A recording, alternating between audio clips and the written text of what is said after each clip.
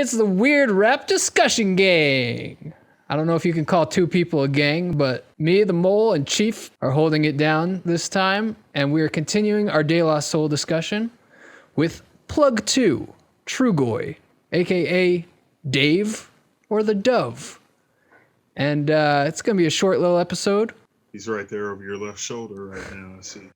Okay, so this tape, this rap K-Tel compilation was the first time I heard De La Soul. It had Plug Tunin on it, the 12-inch version, the original like single version, I guess, which was, I think this was like their introduction to the world, right, Chief? Was this their first kind of debut, that song? Yeah, I believe this was also like what they had as a demo when they were shopping themselves around before they got the Tommy Boy deal. Like Plug Tunin was the This and Potholes in My Lawn were like the songs that got them put on. Yeah. But yeah, man, when I heard this, I was like 11 years old and it totally went over my head. Like this tape, I'm just looking at it and it was my introduction to them. I think it was my introduction to like EPMD and Stetsasonic, and they like really caught my ear. Bismarcky and De La Soul, I was just like, I don't know what this means, but yeah, it didn't register for me at the time. It took me, myself, and I before I was like, oh, these guys are awesome. I was just thinking about that, how like I didn't get it 30 some years ago, but maybe I can go back and like figure out what Plug Tunin is really about, you know, now that I'm somewhat smarter, hopefully. And so I was poring over these lyrics trying to figure out Plug Tunin.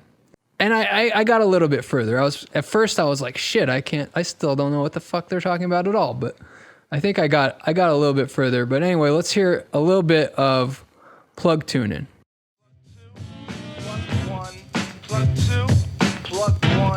Plug 2. Gaze at the sight of a method, dive beneath the depth of a never-ending verse, gasping and swallowing every last letter. Vocalized liquid holds the quench of your thirst. Reason for the rhythm is for causes unknown. Different individuals are dazzled with the showbiz. Auditions are gathered, but the soul would just rather hold a count at 3 and in the end leave it as it is. Flow to the sway of my do-re. Clean out freaks, lunatics who will haunt. Words are set to the... And so, yeah, I realized there's actually two versions of the song. You know, there was the 12-inch version and then the album version, which is basically the same music, but 3 of the 4 verses are different. And it's funny because it's like the second one is called Last Chance to Comprehend, as if they knew nobody got what they were talking about on the first version. So they're going to like tell you the same thing with different words maybe, and maybe you'll get it on the second time. So I thought, all right, I'm going to look at both versions, really try to figure out what the fuck's going on with this song. You know, since we're focusing on Trugoy this time, I wanted to like kind of focus on his verses, and the third verse, his first verse, which is the third verse in the song, is what I really kind of was looking at. And I made a diagram of the two versions. I'm going to share my screen here. You got like the red string on the wall connecting metaphors and shit. My first draft of this diagram actually was really nice looking, and then I forgot to save it, so I made this shitty version.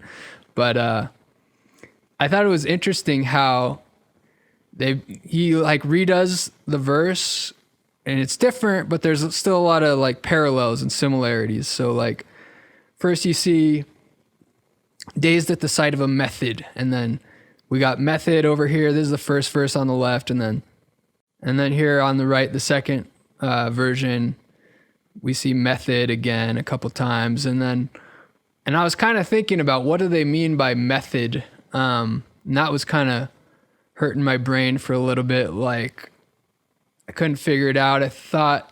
Eventually I thought maybe it just means like style, because they're kind of like, I feel like they're talking about their lyrical style in this song.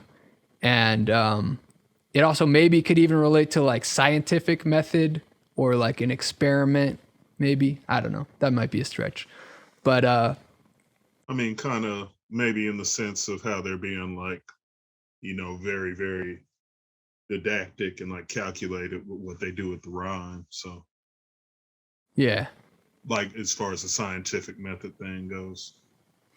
Yeah. Well, I think, and then later we'll get into like possibly where they're kind of talking about why they're doing this style the way they're doing it. But anyway, I thought it was cool how at the end of the first version of this verse, he's talking about camera stuff. Focus is set, let your Polaroids click as they capture the essence. And then in the beginning of the second version of the verse, you kind of like reprise this theme a little bit with freeze, like similar to like hold a pose or you're getting captured on a camera. And then they're talking about a new flick. The viewer is tuned. So it's like instead of a photo, now it seems like they're talking about a movie. I thought that was a cool kind of evolution. Then more, sharing similar or the same phrases with the showbiz of the showbiz. You got loonies and lunatics. I think it's pretty cool too how like sometimes in the exact same line, like the sixth rhyme down, you got with the showbiz of the showbiz, and then the ninth line down, you got flow to the sway of my do re mi and flow to the sway because I say fa sol la ti. And then I was noticing how like this first part up here in the first version, they're getting into like water talk, dive beneath the depth of a never-ending verse, gasping and swallowing every last letter, vocalized liquid holds the quench of your thirst. And that's kind of relating to a little bit to like what we were talking about last time, I think, how they talk about audio and sound in this kind of multi-dimensional way where you can feel it, where it's not just a sound, it becomes an object. And the second version down here, they relate to water again with oceans of the soul is a positive stride. And then from water, it goes from water to like space, it seems like. So he's talking about the space and the moon. And they say one step forward, which I related to like, one small step for man, one giant leap for mankind. And then the space transmission thing, I think, relates to the whole the plug theme, how they're supposedly like transmitting from space, right? Wasn't that their concept, Chief? Yeah, it was like mic plugs transmitted from space. Right. So that's my fucking diagram. And then this line at every last poem is recited at noon. This was bugging me for a while. I was, what the fuck does that mean? And I think I might have figured out why they say that. Could be, at least. Because in the other song, the like interlude kind of song called Transmitting Live from Space, they're sampling that French record, the French language record, and they say à midi and il est midi a bunch of times in that, which means at noon or it is noon. So I thought maybe they could have been referencing that as like, okay, maybe that became part of their whole concept where they transmit every day at noon or something. I don't know. Looking at your diagram that you had there too, I don't know if you noticed this, but the second version is essentially structure flipped from the first version. Like you can really see it in the way that you laid out the color. But I was also kind of just reading what they were saying. It was when you were talking about the photography analogy and how one line or how one version ends with that and the other one begins. Yeah. And I started noticing that reading down and up, they're not like direct, but it kind of lines up. That's really interesting, man. Pretty much, yeah. except for the showbiz part, but still, yeah, that there is a lot of like there's some flipping it. Yeah, the showbiz is kind of in the same place, but there's some interesting parallels, like some cross parallels as it like transitions the two directions.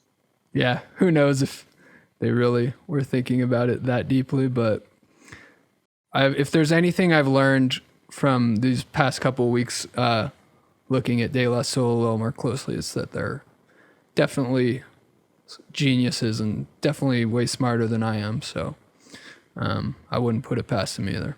Yeah, they're definitely very interesting with the way that it could almost come off as pompous, but they're also really playful with the way they put words together too. They clearly know that people are not able to just outright dissect what they're saying. Oh, and that's the other part that this is in the fourth verse. He says, Trugoy again says, "The gift that I present will stay gift wrapped. Style of the tune is personal, and defining what's the rhyme is worst of all. Stop, sit, and study, because the meaning isn't money or maybe muddy, but I think it actually says money.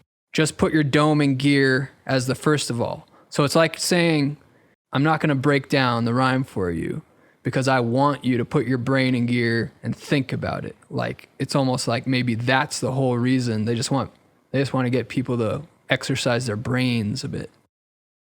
I think I can agree with that statement, especially based on some of the early interviews that I saw with them from this era. That kind of seems to be their thing. Like, hey, let's start thinking about this in a more obtuse and a grander manner when it comes to putting these lyrics together. Right. Should we move on to our second track? Yeah, I'm down. And this second track just kind of goes further to prove like how calculated they are. I don't know if you came across the story of this track's creation at all. No, I know you have the story, so I purposefully didn't research that, so I want to hear it from you. Okay. So my mind state, it was created during the Balloon Mind State sessions. And what happened was, they were kind of already on the outs with Tommy Boy. And as the Prince Paul, what had happened was, podcast kind of told you, they were in an interesting place creatively with Prince Paul as well. And so since they were really feeling like the pressures of labels and people trying to define them, they made this in a second track with the intent to turn it into the label is their demo for their new album that's coming out. With no intention of ever releasing this on anything. It was more so just to really fuck with Tommy Boy, and see what they would say if we just turned in a track that was completely off the wall, whatever. And all the executives ended up loving my mind state, and the group kind of grew to love the song too. Like, so it's never anything they've ever performed or whatever, but it's just a little inside joke of theirs that ended up being way funnier than they ever planned. Yeah, part of me was like, are they like purposefully being extra bizarre on this? Yes, which we'll definitely talk about. Yeah. Let's just get into it. Here is Mind State. Can't be my mind state. Hey yo, let's gang the ghost, because the sheet's been stained with the ocean. I am the elf to the seven closed closet, burned to the Flintstone. Seen in the black man's wish. Figure me zoom to the outskirts. Slayed with the thick black sword down in the underbelly. Walk, run, pluck, abstinence to fucking. The M equals a norm. Tim's made foot to skills. Tally on, tally on, tally on. I'm not home. Can't eat my mind state. So yeah, I was like, is this purposefully like complete nonsense? Whereas their other stuff is obviously like coded and it means something, but maybe this one they're actually like trying not to say anything for fun. But then I was like, all right, that's just lazy thinking. I'm going to try to make some sense of it, but I don't know. What's your thought? it feels like calculated nonsense to me is the best way to put it. Like it's half. I would. So we'll just talk about Dave specifically because I could talk all day about what Posdnuos does on the song too. His verse is hilarious. I think that may be worth getting into after, even though this is supposed to be the Trugoy episode. Now we got time. We can make time to talk about Posdnuos because it's quite a verse. Yes, the Charlie Brown shit is some of my favorite shit they've ever put on wax. Right.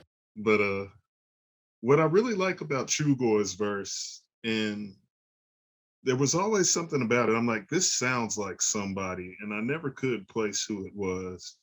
And it was during not researching, but picking the song for this recording that I realized that he's doing Brother J from X Clan.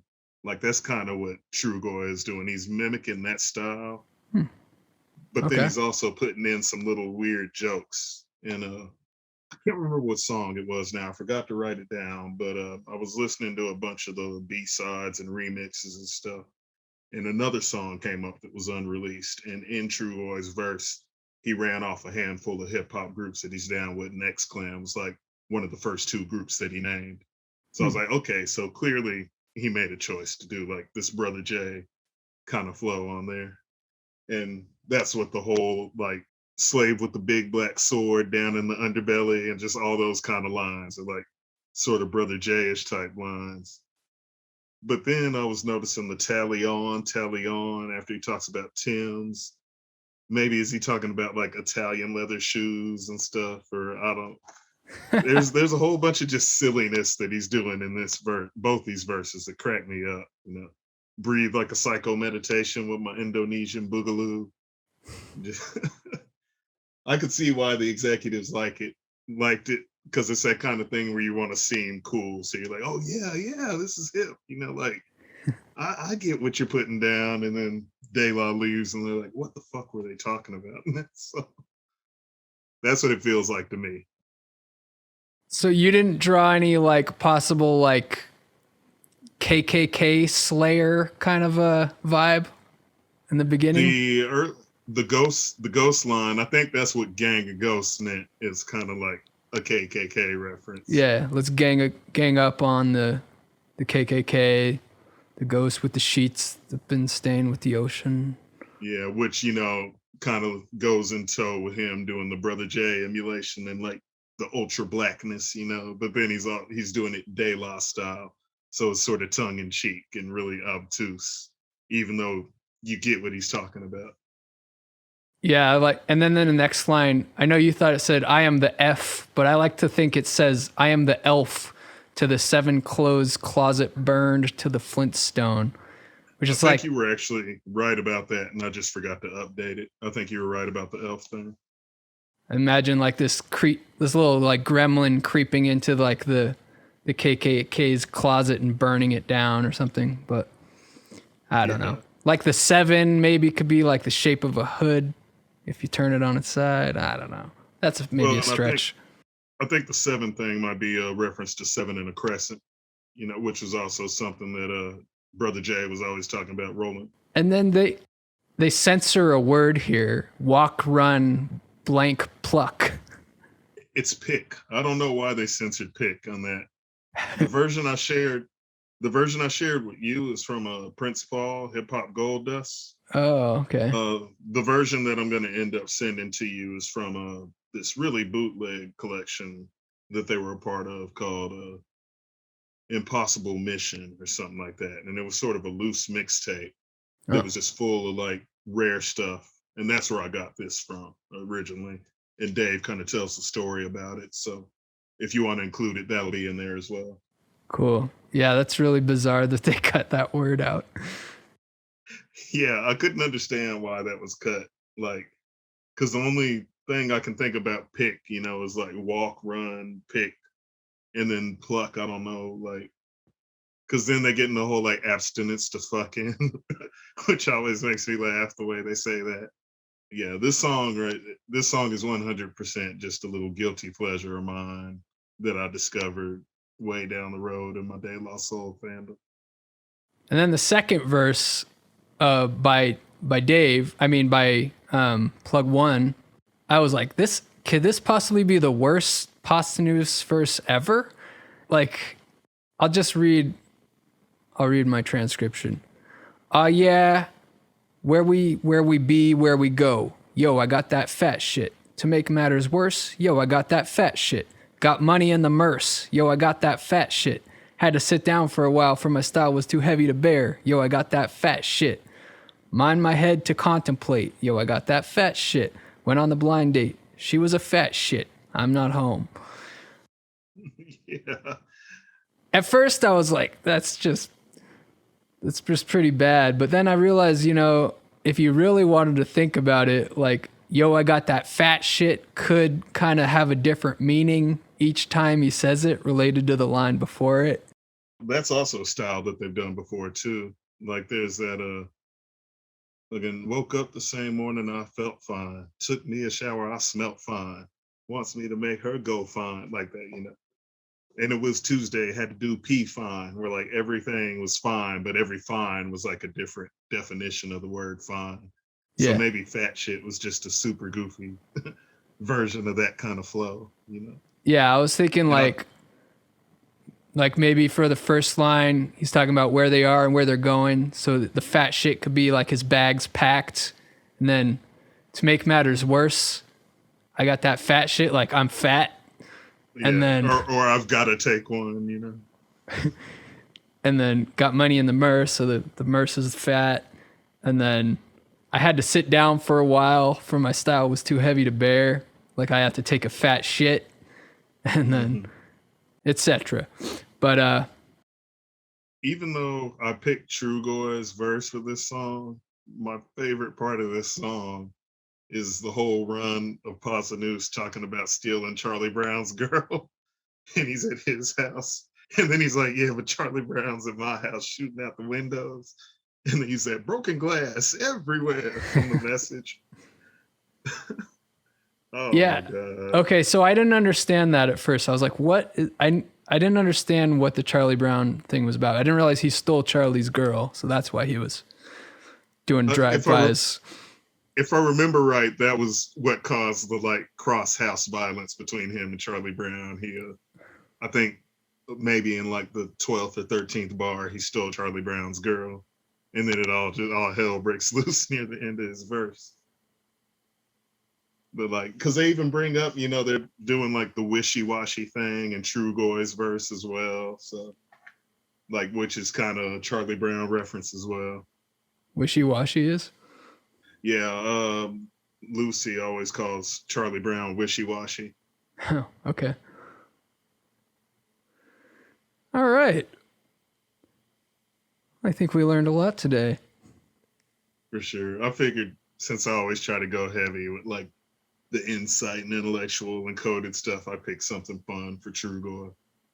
Because if it was just straight bars and style, I think that's actually what I pulled away from looking at Paz and then looking at Trugoy as MCs. Paz has this really definitive presence, and you hear him and it's him, and he's always dropping these really, he's kind of dropping these little gems on you. He's sort of like, yeah, I'm out rhyming you, and oh, by the way, everybody should collectively step their game up, especially as they went later on. But Trugoy from day one has always been really, really complex with the way he lays out rhymes and the way he switches flows up.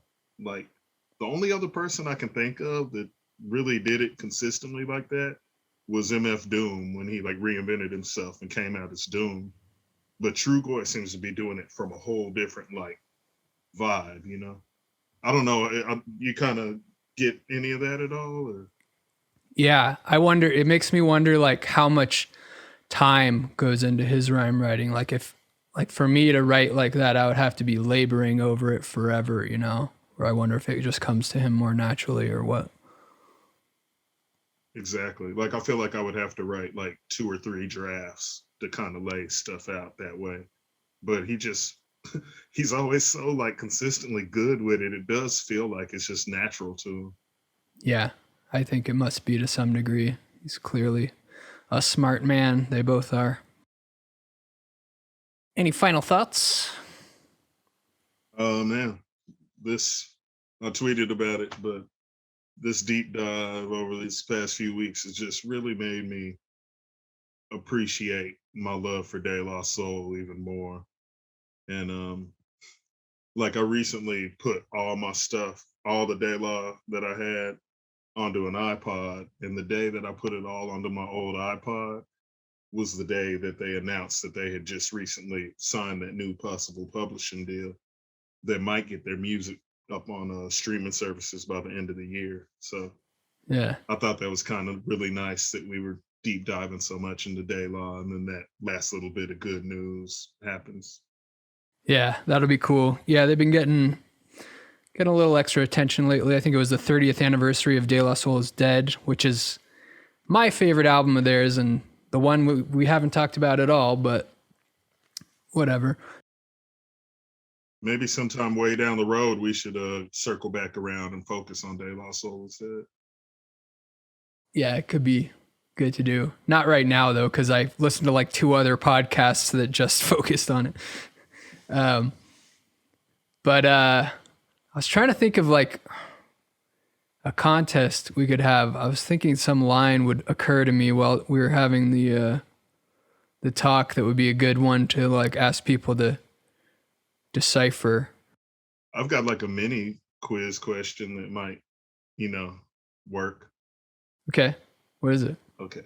So for anybody that listens to the Weird Rap Radio Show, on my last mix, I put a De La Soul song.